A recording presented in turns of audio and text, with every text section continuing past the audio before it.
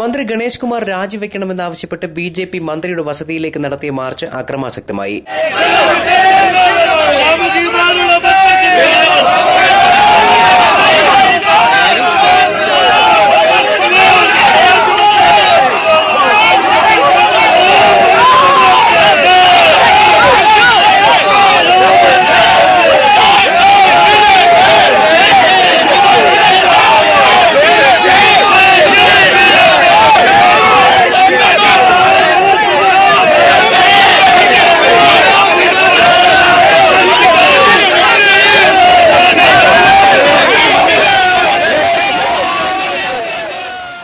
March police തടഞ്ഞത് ഏറെ നേരം സംഘർഷാവസ്ഥ സൃഷ്ടിച്ചു.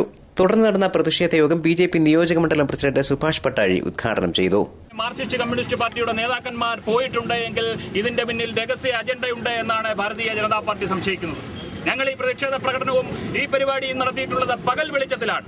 ഈ പകൽ വെളിച്ചത്തിൽ ഈ പ്രതിഷേധ യോഗങ്ങളും പ്രതിഷേധ പ്രകടനങ്ങളും ഗണേഷ് കുമാറിനെതിരെ നടത്താൻ ഇവിടുത്തെ മാർക്സിസ്റ്റ് കമ്മ്യൂണിസ്റ്റ് പാർട്ടിയുടെ നേതൃത്വത്തെ ഭാരതീയ ജനതാ പാർട്ടിയുടെ വെല്ലുവിളിക്കുകയാണ്.